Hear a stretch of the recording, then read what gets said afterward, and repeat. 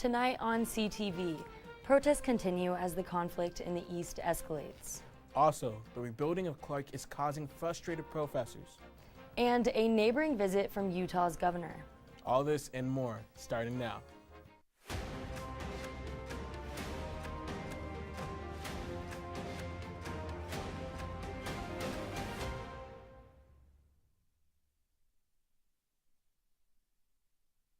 Good evening, ma'ams. I'm JJ Mckinney. And I'm Bella Walser.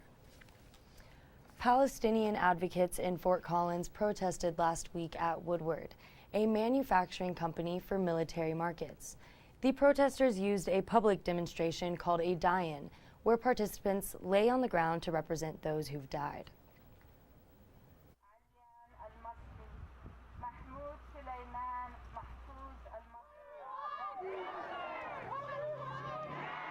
The No-Co Liberation Coalition and the FOCO Stand Up organization came together to raise awareness of a connection between Israel's war efforts and Fort Collins. A photo was shared on Twitter.com with the Woodward logo on a piece of a missile. The post trended and found its way to Woodward's headquarters. We are here to show people driving by, to show Woodward the effects of their involvement, and that is the mass death of over 10,000 Palestinians, Gazans, over the last month. Hundreds gathered on the sidewalk making sure they weren't trespassing. Others wanted to make sure Woodward knew about their cause. Their goal? To get Woodward's products out of Gaza. So we are bringing awareness and also demanding that they know that Woodward no longer contributes and they divest from the genocide currently happening. The ongoing conflict has caused tensions to rise all over the globe. Many onlookers just want the bloodshed to end. The company released a statement to the Coloradoans saying they supply the U.S. government with military equipment and that they're not involved in the policy decisions regarding their use of their products. They also expressed sympathy for those affected by the conflict in the Middle East. And more protesters joined in on the activism. CSU students walked out that same day and staged a peaceful protest on the plaza. Dozens of students walked out and staged a peaceful protest on the plaza, this specific protest in defense of the Palestinian people. This comes as the death toll rises in the conflict, with over 1,200 Israelis and 11,000 Palestinians have died, most of them children, according to the Associated Press. Students in support of Israel were present as well, supporting what they believe is Israel's right to defend itself against terrorism. As the conflict affects many members of the CSU community, multiple students gave their opinions on what they do and don't support in this conflict. Students here at CSU that have either a connection to Judaism, to Israel in some form, and we feel it's important that in addition to just making sure our voices, that they see that we're here, that we're not scared, we're proud of who we are, proud of our heritage, proud of our Judaism, proud of Israel, that we support them. When thousands of children are dying, people need to come together and people need to say something and unionize. We're a school with international students, we're a school with Muslim students, and for them not to condemn such a heinous act of violence against the people is absurd. More protests for Israel and Palestine are scheduled to take place in Fort Collins in the next few weeks. A Fort Collins woman has been sentenced to 6 years in prison for drug trafficking and money laundering. Kateria Lopez Gomez was sentenced on Monday for her involvement in such activities. Gomez and other recruits were found to have sent drug money to Mexico, along with sending methamphetamine through Phoenix, with the intention of distributing through Colorado. Gomez is only one of several major players in the drug trafficking ring. As many as 20 defendants are allegedly involved in drug distribution along the western slope. The arrest and prosecution are a result of the Organized Crime and Drug Task Force's investigation. The trials of others involved in the case is still ongoing. Laramie County Police responded to a report of a suspicious individual outside Cash Laputer Middle School on Tuesday evening. A staff member was informed of an individual outside the school holding something that resembled a weapon. The Laramie County Sheriff's Office was alerted immediately. The school locked all exterior doors as they resumed normal activities inside. Officers searched the area until 4:30 in the afternoon, but found no one matching the description. Before we take a short break, Adam Carlson joins us to bring tonight's weather.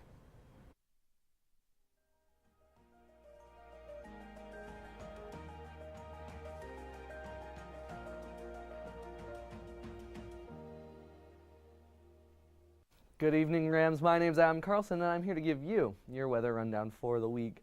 This week has been wild, from hot to cold to rainy mornings. So let's see what's coming up for our fall break. Currently, it's cloudy out and 50 degrees with some lower winds. But this morning, like I mentioned, it was raining from probably about 9:30 to 10:30, and it was relatively heavy. But it cleared up by midday, and then we had a pretty toasty day here on campus. I don't know. But, and then as we look at our overnight lows, everything's kind of the same for once. Down that I-25 corridor, all 30s, the Eastern Plains, 20s, and Sterling at 31. When we look at the western slopes, we have Craig at 28, and everything else kind of in those 30s, except Alamosa at 16. So maybe this is one of the few nights that Colorado can agree what kind of night we're having. But as we look into tomorrow's forecast, it's going to be sunny. 63 is our high, and a little windier than today, 7 miles per hour, and those ever so early sunsets at 4:41.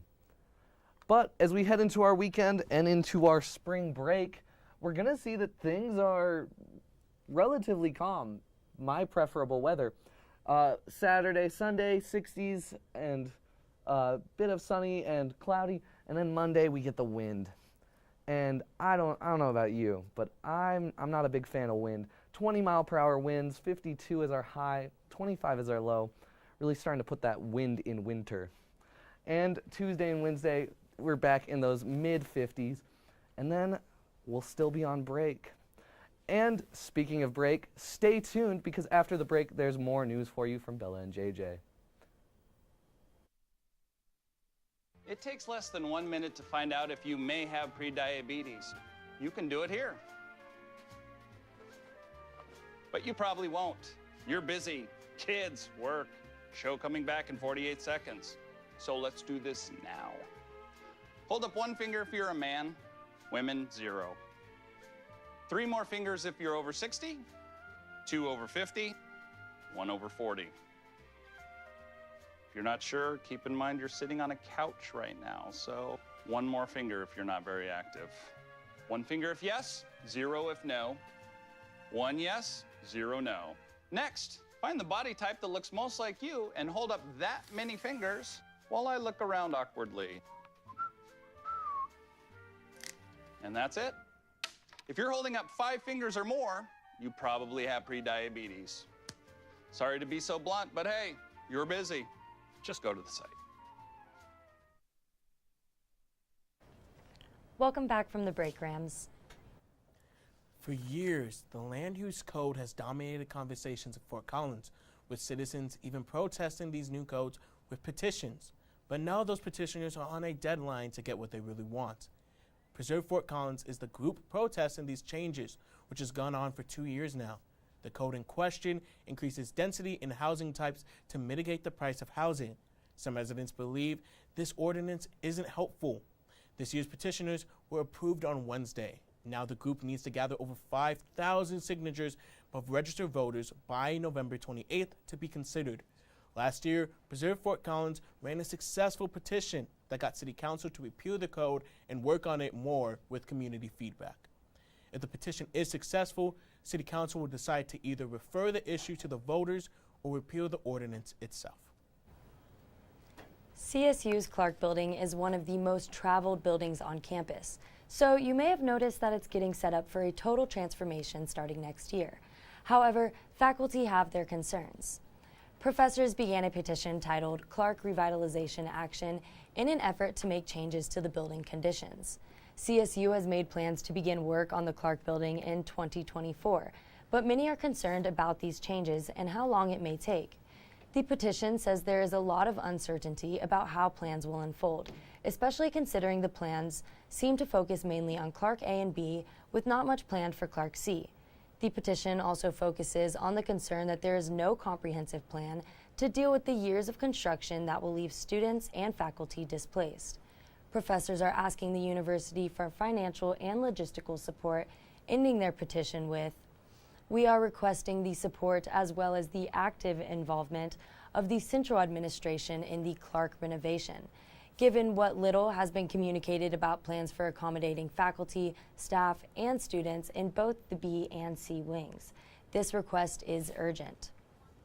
The petition has been posted for a little less than a month and currently holds 180 signatures with a goal of 200. Over 200 hourly employees at CSU remain below the salary minimum, despite the CSU Board of Governors' commitment that no full-time administrative professional will earn less than $50,000 a year. In June, the CSU Board of Governors approved a budget for the current school year that addressed multiple pay adjustments, including salary raises. In order to fund these adjustments, tuition of undergraduate students rose by 3 to 4%. While many recognize that CSU was trying to do right by their employees, there are still those who have shared concerns about the university not meeting the new salary baseline that they were expecting. Most employees have been compensated and still received a salary increase, but the university states they have to be careful to prevent compensation jump of one employee's pay over the other. According to the Chief of Financial Officer, Brandon Hanlon, there are still so many employee units that have yet to receive pay increases because of complications with funding, but will as soon as possible. Hanlon said in a letter sent to the employees that the issue is complicated for a variety of reasons and that the approved budget is just part of a multi-year effort to address compensation at the university. Democratic Colorado Governor Jared Polis and Republican Utah Governor Spencer Cox visited CSU's campus this week to have a civil conversation about how to disagree better. They want to see people working together, their leaders working together. They want to see thoughtful dialogue. Just like their leaders, people have strong opinions about things. But just as people try to work them out in their families, they think that their elected officials should also be able to work that out and find a better way for us as a country. This has been one of the interesting things that I've had to learn as being governor. Is something I preach to my cabinet constantly, and that is I want you to over-communicate with the legislature. I want them to be part of the team. Yes, there is a tension between us, and there should be. That's by design. But I can't get anything accomplished without them, and they can't do very much without me. Pessimistic attitude that we have, that everything's baked and my... President Amy Parsons, as part of the university's thematic year of democracy. The two governors are from very different political states and hold a number of opposing views, but were able to come together to demonstrate the importance of working across differences. The governors discussed how the nation's current political environment can make conversations like this rare and advised the audience to stay curious when trying to have a healthy discussion. With Thanksgiving happening next week, the governors also gave some advice to stay out of any holiday family feuds. There's no reason that your MAGA uncle and the woke niece can't sit down together around the dinner table and have these same kinds of conversations that we need to have at a national level as well. And of course, they later added that if all else fails, you can always turn on football. If you are looking to watch the whole discussion, you can find the full video of the event on YouTube posted by the Laurie Student Center Events. I mean, I don't really argue with my family that much on Thanksgiving, to be honest. Really? I'm from Texas, so let's just say there's a lot of debates at the dinner table. But I don't know, I'm excited. I got some good advice from that, so I'm prepared now. I'm prepared. Nice. I'm going to use it too. There you go. Well, with that, we'll head for a short break. When we return, Mike Walsh will fill in for Zoe Weir to give us a sports rundown. Living with someone you don't know on the other side of the wall is hard, especially if you don't know how to be a good roommate. The first thing that you'll want to do to be a good roommate is make sure that you always stay quiet.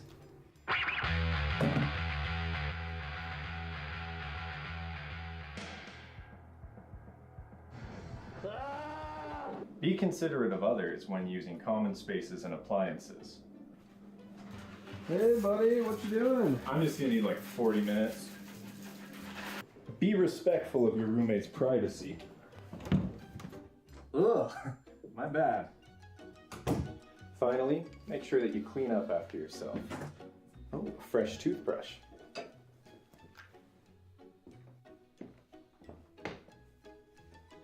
Have you seen my toothbrush?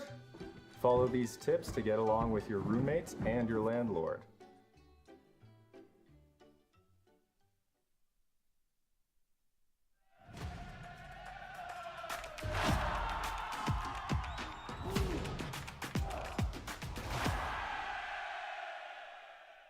Welcome back, Rams. I'm Mike Walsh, and the CSU football team has only has left 2 games left in the season, but it could end up being 3 more if everything goes to plan.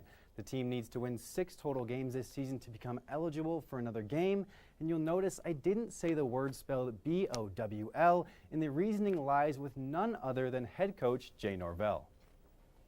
A lot has been talked about, bowl games and all that stuff, and I've been nipping it in the bud. We don't want to hear that word around our facility. You know, there's an old saying that I learned with Coach Holtz. You know, it's what's important now. And what's important now for us is to prepare like a winning football team. And of course, we are not in Canvas Stadium, but just to avoid any kind of superstitious activity, I will refrain from using that term. But first, looking into the team stats for Nevada, it is pretty clear which team plays through the air and which team pounds the run game, with CSU having a major advantage of about 1,300 yards in the passing game. The Wolfpack does more on the ground as they best CSU in both rush yards and rushing touchdowns on the season. And one of the biggest downfalls for CSU this year has been penalties, which has cost them 74 yards a game, but Nevada isn't far off, giving up 58 of their own in each of their contests. But the full story isn't told in the stat sheet, as the Rams have much more impressive playmakers. And it seems like we talk about them every week, but Torrey Horton and Dallin Holker are really 2 of the top pass catchers in the nation. Both players sit in the top 5 across the country in terms of catches and should be 2 of the key contributors this weekend. But last Saturday, we saw a new side of the Rams offense in the running game, with freshman Justin Marshall, who was a workhorse and ran for over 100 yards on just 18 carries, while even finding the end zone late in the game to help the Rams take down the Aztecs. So on paper and on the tapes, it looks like the Rams have the upper hand, but anything can happen, especially when there's so much on the line. Kickoff is at 1 in the afternoon this Saturday, and it won't be the only game that takes place this break. As after defending home field this Saturday, the Rams will take a trip to the islands in the Pacific, matching up with the Rainbow Warriors of Hawaii and deciding if they do have one more game. The 2 teams are much closer in the passing attack, but the Rams have the advantage on the ground this year. And while Hawaii has been impressive in certain aspects, most notably with their huge win over Air Force, who knows if that was just a fluke or if Hawaii is really at that level and can jump into that pool of 6-win teams. The biggest key for the Rams in this one will be the D-line, as the Rainbow Warriors have given up 35 sacks this year compared to the Rams' 12. While that stat is a credit to the O-line coach Billy Best for the Rams, it is also a major advantage for CSU, who has some firepower on the defensive front, including the Mountain West leader in sacks, Mo Kamara. If guys like Kamara and Cam Barreto can get to QB Braden Shager, this one could be over in a hurry, as past games have shown when Shager is pressured, he makes mistakes. So all that stands in the way of the Rams getting their fateful 3rd game this season is a Wolfpack and some Rainbow Warriors. Ram fans know what they want, and hopefully the Rams in the field do too. Be sure to tune in after fall break to hear if the Rams are in fact going B-O-W-L-I-N-G. Back to you, JJ. Thanks, Mike. As the weather gets colder, finding homes for our fluffy friends can bring the warmth back into our homes. One local animal shelter seeks to find new ways to help set pets up for adoption and make sure that they find their forever home right here in Fort Collins. Hi, I know. Girl. Mackenzie Hayne has always had a love for animals and a desire to help her community. Puppies, they're just so fun. You know, we get lots of kisses, we get a lot of chill ones, and then we get a lot of crazy ones. So I just like being around them and getting the love from the dogs. So when Hayne found an outlet as a volunteer with All Aboard Animal Rescue, an opportunity to help man's best friend, let her do both. My favorite thing about this rescue is how personable it is. Every single person here just really takes the time to get to know every single one of the dogs' names and all of the people that are here volunteering at the rescue. I just love being able to hang out with the puppies, and it's just like a really good time just knowing that I have like a positive effect on, you know, these animals, and that I get to put a lot of my positive energy towards, you know, bettering and helping them. All Aboard Animal Rescue connects the Fort Collins community to pets in need of a forever home. Hannah isn't the only volunteer, as CSU students and Fort Collins residents all come in to see what they can do to help. All Aboard Animal Rescue is definitely a unique rescue. I think we really focus on, like Kenzie said, the personable effect of the animals. I think it means a lot to the community because you really can make a difference. You don't have to go through a whole process, you don't have to go through schooling or anything. We kind of just really give the people an opportunity to save dogs.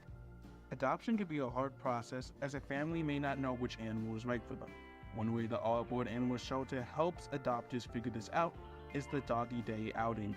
Doggy Day outings allow for all of our current dog residents to be kind of showcased to the public around Fort Collins and possibly Johnstown, Loveland area. It allows for relief with fosters and also allows mostly students like CSU students to kind of hang out with the dog for a day. With it, it brings a lot of attention to both the program and to these animals. And you know, it's a great way of gaining new fosters, volunteers, donations, and all that. Some of the pets at All Aboard Animal Rescue escaped hazardous and abusive conditions, with adoption being the last chance to avoid the streets or euthanasia. All Aboard Animal Rescue and the people of Fort Collins can all work together to give these pets a second chance and a better life. A college student, it can be really hard, you know, to make the full commitment to be able to adopt your own dog, but through us, it's completely free to foster and volunteer. So, you know, just taking a little bit of time out of your week could really make a change in these animals' lives. For your close-up.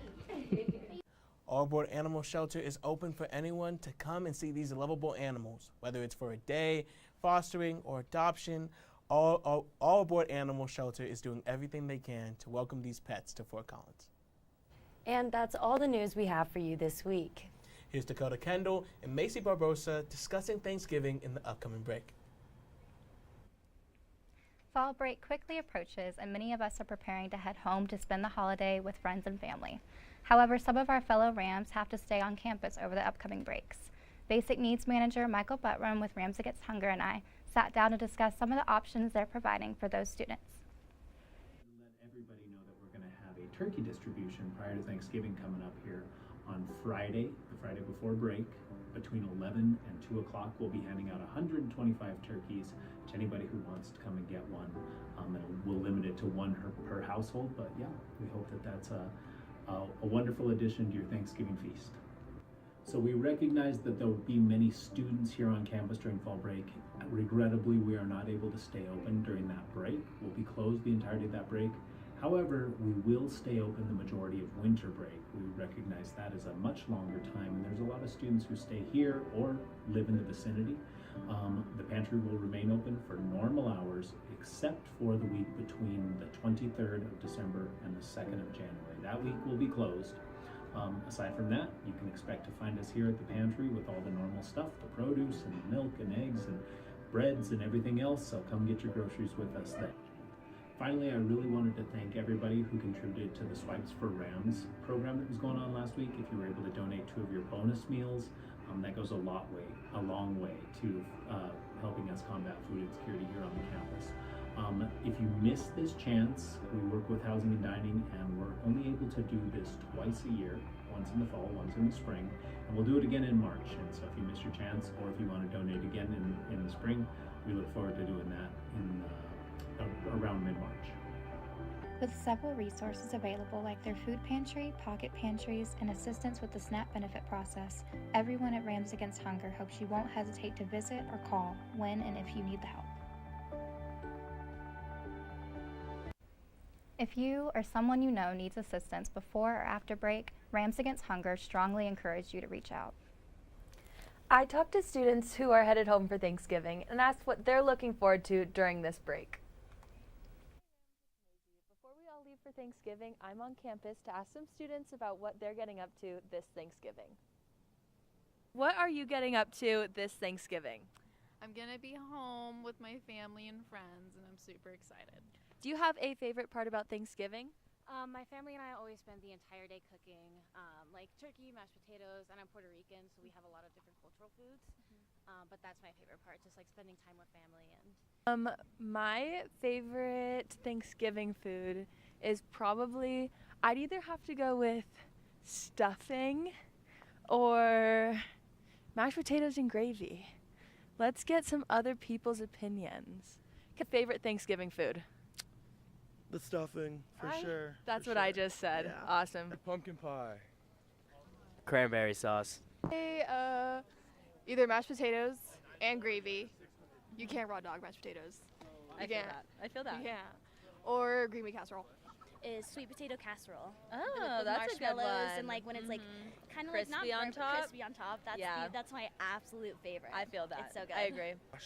And Brussels sprouts with a little bit of brown sugar. My favorite is stuffing, but don't give me the stovetop stuff. Give me real stuffing. This Thanksgiving, I'm thankful to be a Ram. Have a great break. So do you have any fun plans for this break? Yeah, so I'm originally from Georgia, so I'm going back down to the South for some good food and family. What about you? I'm headed home to Washington. Super excited. Haven't been home in a while, so should be fun. Awesome. And that is the end of our show tonight. Have a great Thanksgiving, Rams. We'll see you all after the break.